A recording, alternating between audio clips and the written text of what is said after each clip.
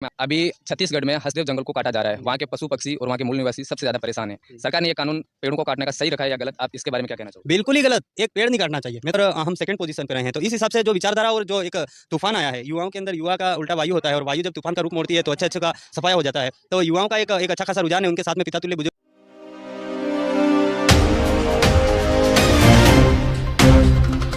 नमस्कार, मैं Anil Kumar, BP news channel में आपका स्वागत है। आज हम आए हैं राजस्थान के घाटोल विधानसभा में, जहाँ के प्रत्याशी भारत आदिवासी पार्टी के अशोक बिल, जिनकी बहुत ज़्यादा चर्चा रही है। आज के इस वीडियो में हम जानेंगे इनके बारे में, इनकी चुनावी यात्रा कैसी रही और इनका इतना अच्छा वोटिंग परसेंटेज आया है। 84,000 टोटल ये वोट लेकर आए हैं और 3500 कुछ वोटों से ये हारे हैं।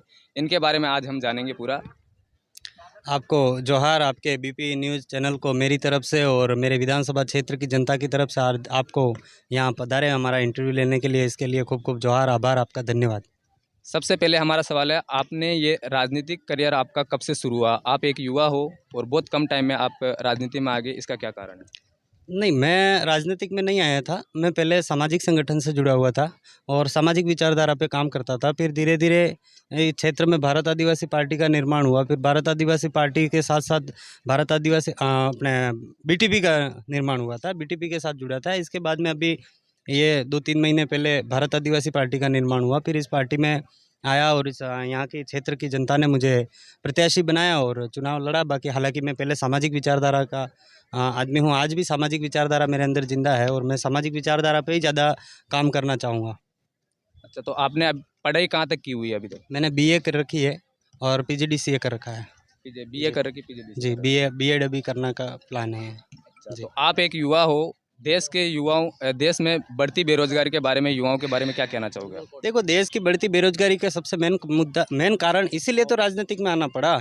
जब हमारे राजनेता हैं वो हमारे युवाओं के लिए ऐसा कुछ खास नहीं कर पा रहे हैं जो हमारे संवैधानिक हक अधिकार है। जैसे आदिवासी बाहुल्य क्षेत्र की बात करें तो जो हमारे आदिवासी हक अधिकार हैं उनको पूर्ण रूप से धरातल पर लागू नहीं हो पा रहे, जिनकी वजह से हमारे कई सारे बच्चे ऐसे हैं जो शिक्षित पढ़ लिख गए हैं फिर भी बेरोजगार हैं। जैसे कि आप काकरी डूंगरी मुद्दा ही देख लो, जो वाजिब मांग थी उस मांग को भी उस आंदोलन में इन्होंने कमल कांग्रेस द्वारा परिवर्तन करवा के और उन बच्चों की ज़िंदगी के साथ में और कई युवाओं बेरोजगारों की ज़िंदगी के साथ में खेला, इसलिए उनके साथ खिलवाड़ किया है।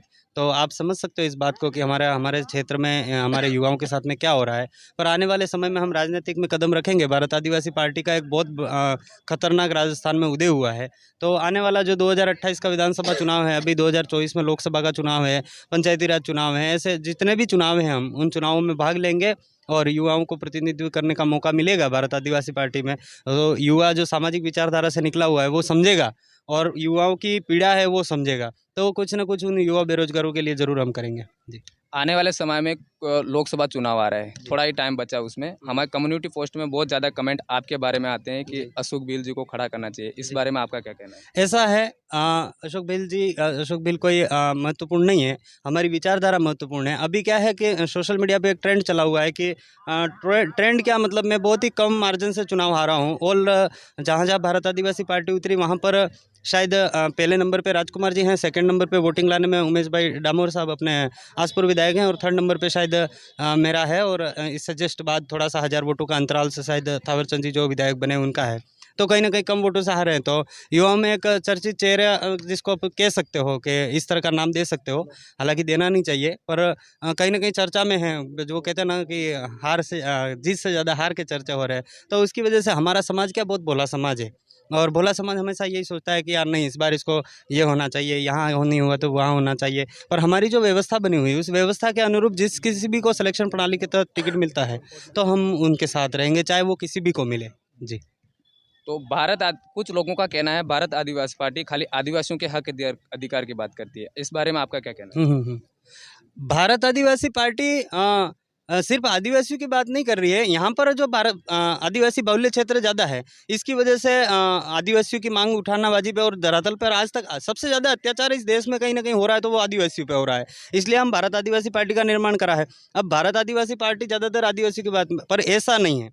एससी, ओबीसी, माइनॉरिटी, जनरल, इनमें भी जो शोषित हैं, पीड़ित हैं, जो कहीं ना कहीं पूंजीपतियों द्वारा दबाए जाते हैं, ऐसे ऐसे कई लोग हैं। जैसे जनरल में देखें तो उनके ही लोग उनको दबाने का प्रयास करते हैं, ओबीसी में हैं उनके ही लोग उनको दबाने का प्रयास करते हैं, एससी में हैं उनके ही लोग उनको दबाने का प्रयास करते हैं। अन्य कम्युनिटी है जो एक दूसरे को भिड़ाने का काम करती है। तो हम संयुक्त राष्ट्र संघ जो कहता है आदिवासियों के बारे में कि इस सृष्टि को बचाना है तो आदिवासियों को बचाना होगा। इस जब विश्व का इतना बड़ा यूएनओ ये कह सकता है तो समझ सकते हो आदिवासी है जो जियो और जीने दो का नारा देता है। इसलिए आदिवासियों के भारत आदिवासी पार्टी हम और जो अन्य समाज है उनको भी सोचना चाहिए कि जब हाँ ये बचेंगे तो ही तो हम बचेंगे। पहला नंबर हमारा अगर आदिवासियों का आता है तो सेकंड पे उनका आएगा। आदिवासी खत्म हुआ तो सीधी सी बात है दूसरे कम्युनिटी भी खत्म होने के कगार पे आएंगे। इसलिए ऐसा नहीं है, पर आदिवासियों को, दूसरे समाजों को भी और आदिवासियों को बढ़ाना होगा। उनकी संस्कृति को बचाने के लिए दूसरे अन्य जो समुदाय हैं उनको भी प्रयास करना होगा, तो ही तो ये सृष्टि बचेगी। क्योंकि आदिवासी हमेशा प्रकृति पूजक रहा है और प्रकृति को मानने वाला है, और प्रकृति ही बचेगी तो ही मानव जीवन बचेगा। जी। भारत आदिवासी पार्टी अभी कुछ ही महीने पहले लॉन्च हुई है, जबकि आपके घाटोल विधानसभा में पिछले 70-75 साल से कांग्रेस बीजेपी राज करती आ रही है। आपने ऐसा क्या जादू किया कि आपकी तरफ 84,000 लोग आपकी तरफ खींच के आए, जो कि कुछ महीनों में ही ये कमाल आपने कैसे किया? आप 84,000 की बात कर रहे हो। मुझे मेरे हिसाब से लगता है 1,20,000 से ऊपर घाटोल विधानसभा क्षेत्र की जनता को मेरी बात समझ में आई। वोट उन्होंने नहीं दिया क्योंकि हमारा आदिवासी समाज इतना भोला है। मैं पहले ही बता चुका हूँ कि एक बार किसी को वचन दे देता है कि नहीं ये करेंगे तो उसको पता है हमारे साथ गलत हो रहा है, फिर भी क्या सोचते हैं। मेरे अभी सुबह एक बुजुर्ग से मुलाकात हुई थी, तो मेरे वो अच्छे करीबी हैं, तो मैंने आज जानबूझ के पूछ लिया आपने वोट किसको दिया? यार अशोक मैंने नहीं दिया, मेरे नौ परिवार के 9 कैंडिडेट थे उनको दिया। मैंने कहा आपने क्यों नहीं दिया? कि नहीं मैं तो प्योर बीजेपी का हूँ। इस तरह का मेरा इतना भोला आदिवासी समाज है।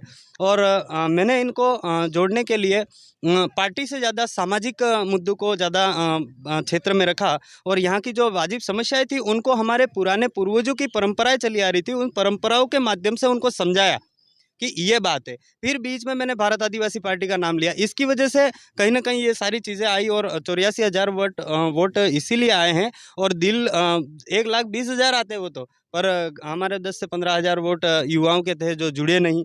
और कुछ जैसे अब मैंने जो बुजुर्ग के बारे में बात बताई, ऐसी थोड़ी सी मानसिकता है। अब उनकी मानसिकता निकल चुकी है, इस बार उन्होंने कर दिया। दूसरी बात, पीपलकुट में क्षेत्रवाद हो गया। पीपलकुट वाले भाइयों ने, जो जनता थी वहाँ से सोचा एक बार नानालाल जी का लास्ट है तो एक बार कर देते हैं। इस तरह से मुझे वहाँ से भी कम वोट मिले। वोट तो बहुत मिले हैं, कम क्या कह सकता हूँ, पहली बार उतरे और 18-19,000 वोट मिले, बहुत ज़्यादा वोट मिले हैं।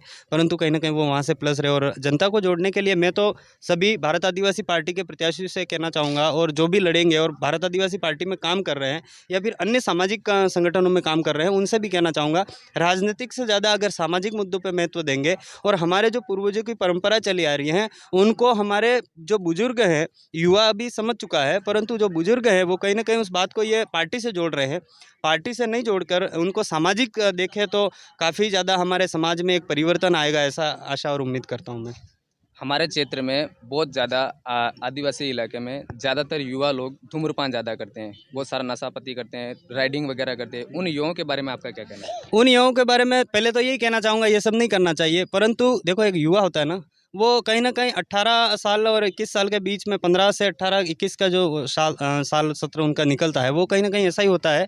तो हम उनको हमारी विचारधारा से जोड़ने का प्रयास करेंगे, और हमारी विचारधारा से वो जुड़ेंगे तो कहीं ना कहीं उनके अंदर एक अंतर आत्मा जागेगी, नहीं आ रही है, हमको नहीं करना चाहिए। तो उस हिसाब से हम युवाओं को प्रयास करेंगे, और कई सारे ऐसे चिंतन शिविर रखेंगे और बैठकें कर करके युवाओं को समझाएंगे कि भाई आपको ऐसा काम नहीं करना है। आपके माता पिता की कई सारी उम्मीदें जुड़ी हुई है, उन उम्मीदों पे आपको अगर खरा उतरना है तो ये सारी चीज़ें नहीं करनी होगी। ये अभी छत्तीसगढ़ में हसदेव जंगल को काटा जा रहा है, वहाँ के पशु पक्षी और वहाँ के मूल निवासी सबसे ज़्यादा परेशान हैं। सरकार ने ये कानून पेड़ों को काटने का सही रखा है या गलत? आप इसके बारे में क्या कहना चाहोगे? बिल्कुल ही गलत। एक पेड़ नहीं काटना चाहिए, मैं तो ये कह रहा हूँ। एक पेड़ को बड़ा करने में आपको 15 साल का समय लगता है, तब जाके एक पेड़ अपने फल देने के लायक होता है, और इतने बड़े जंगलों को उद्योगपतियों के हाथों में देकर काटा जा रहा है। तो आप समझ सकते हो आने वाले समय में इस सृष्टि का विनाश की ओर ले जा रहे हैं। ये सोच रहे होंगे हम हंसदेव को काट कर विकास करेंगे, नहीं, जितना विकास उतना विनाश। और विशेषकर प्रकृति से छेड़छाड़ी नहीं।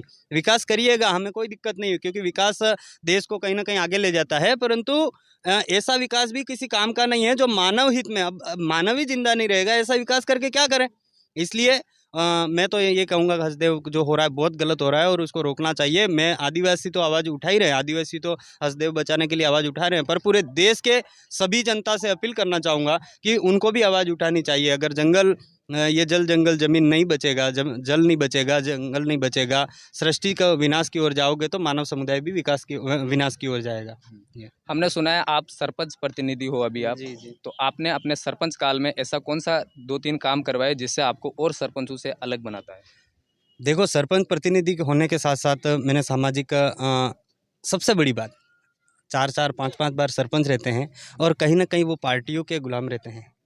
किसके गुलाम रहते हैं? पार्टियों के गुलाम रहे। मैं पहले बीटीपी से जुड़ा, मुझे बीटीपी अच्छी नहीं लगी, मैंने बीटीपी को छोड़ दिया। मैंने अब भारत आदिवासी पार्टी से जुड़ा। मेरे को पता है कांग्रेस बीजेपी गलत काम कर रही है, हमारा संवैधानिक हक अधिकार जैसे आरक्षण की बात करें उनको बेचा है।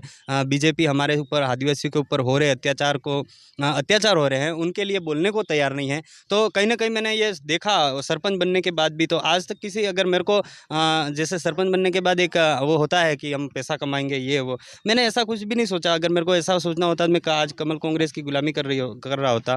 और मैं ये जनता को ये सिखाना चाहता हूँ और मैंने ये प्रयास किया है। मैंने खुद के ग्राम पंचायत में कभी भी किसी व्यक्ति पे दबाव नहीं डाला मैंने कि आप मुझे वोट करिए, कि आप मुझे ये करिए, क्योंकि आपका संवैधानिक अधिकार है आपको वोट डालने का। तो कोई भी जनप्रतिनिधि ऐसा नहीं कह सकता किसी को कि आप इसी पार्टी को वोट कीजिए या इसी आदमी को वोट करिए। ये सिखाना चाहता हूँ। दूसरा, हमारे 15-20-25 साल से एक रोड था, वो रोड हमने अभी निकाला। आज सुबह हमारे पूर्व सरपंच साहब का देहांत हो गया, उनको कुदरत आत्मा शांति दे।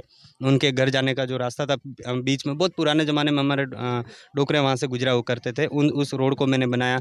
और भ्रष्टाचार को, सबसे बड़ी बात तो मैंने भ्रष्टाचार को ख़त्म किया। आज मेरी ग्राम पंचायत में एक भी व्यक्ति कह दे कि सरपंच ने मेरे से पैसे लिए या सचिव ने पैसे लिए, तो नहीं है, ये काम हम नहीं करते हैं। इसलिए ठीक है, छोटा मोटा। भारत आदिवासी पार्टी अभी 2-2.5 महीने पहले ही लॉन्च हुई है, जिसने फर्स्ट में उतरते ही 4 विधायक अपने जिता दिए हैं। तो आने वाले 2028 में हम किस लेवल तक आप भारत आदिवासी पार्टी को देख सकते हैं? देखो, भारत आदिवासी पार्टी उतरी तो आप देखिए 4 विधायक तो जीते।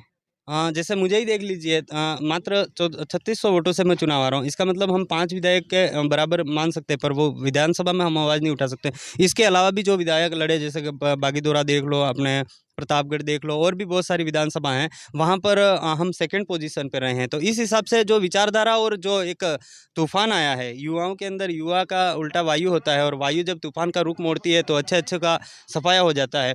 तो युवाओं का एक अच्छा खासा रुझान है, उनके साथ में पिता तुल्य बुजुर्गों का, माताओं बहनों का भी आशीर्वाद बहुत शानदार मिल रहा है। इस वजह से हम आने वाला जो 2028 का चुनाव होगा, वो हम लगभग हमारे दक्षिणी राजस्थान की बात करें तो 17 सीटों पे कब्जा कर लेंगे, और अभी लोकसभा पे हम कब्जा कर लेंगे। लोकसभा में हम 3 सीटें यहाँ से निकालने की, बांसवाड़ा, डूंगरपुर, ये चित्तौड़ वाली है, उदयपुर ये है, ये सीट हम लोकसभा की निकाल लेंगे। और आने वाले समय में पंचायती राज पे तो हमारा ही कब्जा है, भारत आदिवासी पार्टी का ही कब्जा है, क्योंकि परसेंटेज के हिसाब से हम बहुत आगे हैं। जी, धन्यवाद, आपने हमारे चैनल पे आके हमारे लिए हमारे सारे सवालों का जवाब पुनः आपको भी धन्यवाद। जोहार पुनः मेरी तरफ से, मेरे विधानसभा क्षेत्र की जनता की तरफ से। और आप पुनः ऐसे ही सबका मनोबल बढ़ाते रहें। आप दूसरे पत्रकारों की तरह क्या कहते हैं उसको, गोदी मीडिया, इस तरह का काम नहीं करे, ऐसी आशा उम्मीद करता हूँ, क्योंकि आप युवा हो और युवा कभी गलत काम नहीं करेगा। आगे आपको कुदरत बहुत मेहरबान हो आप पे। धन्यवाद। दोस्तों, ये थे हमारे भारत आदिवासी पार्टी के घाटोल विधानसभा के प्रत्याशी रहे हुए अशोक बिल, जिन्होंने बहुत अच्छा प्रदर्शन दिया है पिछले विधानसभा चुनाव में। आने वाले टीम में उम्मीद है इनसे और आज आगे अच्छा कर पाएंगे ये। तो ये वीडियो आज का यहीं पे ख़त्म करते हैं। कैसा लगा कमेंट करके बताना और बताना। मिलते हैं नेक्स्ट वीडियो में, तब तक के लिए जय हिंद, जय जोहार, जय भीम, जय भारत। दोस्तों, जय जोहार, आप सबकी जय, धन्यवाद।